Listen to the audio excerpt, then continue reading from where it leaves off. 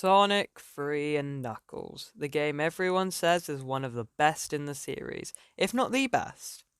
I played it. It was pretty good. Look, I don't know how to start this review. This game has been talked about to death. How am I supposed to bring something new to the table?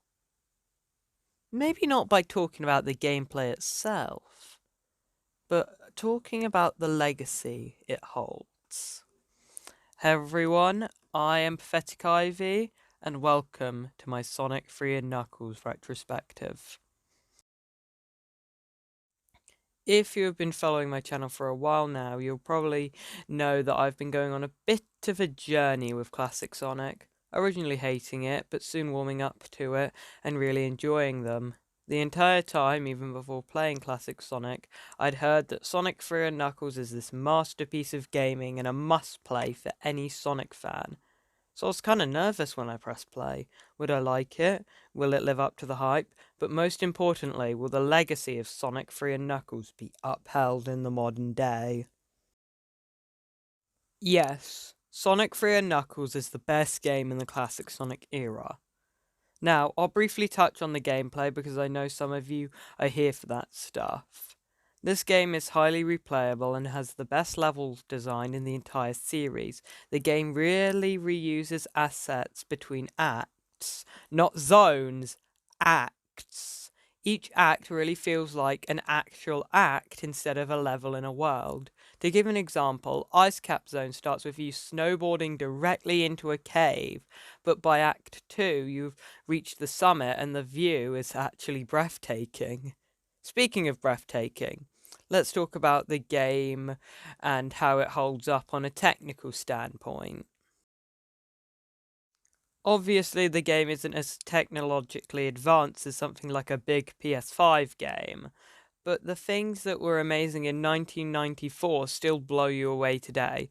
Like in Hydrocity, Hydro City, or is it? Whatever. When you're in the water zone, there are big pools of water that you can sink into, but if you're fast enough, you'll just run over it.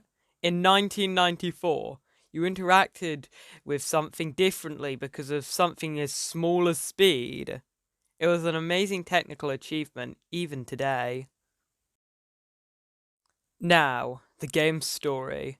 This game's story is the epitome of show not tell. Not a single word is spoken, and it is all conveyed by character actions. The story begins with Sonic and Tails going to Angel Island, a floating island powered by the Master Emerald, directly after Sonic 2. All is going smoothly until Knuckles appears. I go into a bit more detail in my Rival Talk video on him, but to keep it brief, Knuckles the Echidna is the guardian of the Master Emerald and is tricked by Dr. Eggman to think that Sonic and Tails are the bad guys. For the first half of the game, that's all we get. Knuckles will occasionally trip you up, but that's about it. Until the halfway point, when we learn Eggman is trying to rebuild the Death Egg. After that point, Sonic's work is cut clear for him. And for a little while, the story takes us backstage again. Until we get to Hidden Palace Zone, where we have an epic, yet easy, but still epic, battle with Knuckles. During the commotion, Eggman betrays Knuckles and steals the Master Emerald. He uses it as the final piece in his master plan, pun intended, of rebuilding the Death Egg. Knuckles teams up with Sonic and Tails to stop Eggman and get the Master Emerald back. Now, the climax of the game. It begins with this mad chase above the clouds to get on the Death Egg before it takes off. Making it by the skin of your teeth, you board the Death Egg and prepare for the final fight. It starts with you taking on one of Eggman's most deadly machines. Then you fight the Death Egg Robot 2.0 as you tear it apart piece by piece. The game ends with Eggman using an escape robot to make his getaway with the Master Emerald, but Sonic won't let him get away this time, nor will he let Knuckles down. Sonic turns into Hypersonic to chase after Eggman, eventually securing the Master Emerald and giving it to Knuckles. The scene ends with Sonic and Tails flying away into the next adventure, as this was just another day of being a hero to Sonic. But, of course, it wasn't just a normal day to us Sonic fans. The sheer showmanship this game had was something unforgettable in the eyes of many.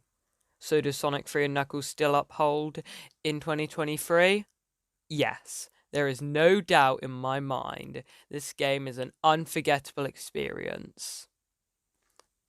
Make sure to subscribe. I've been Pathetic Ivy, and I bid you farewell.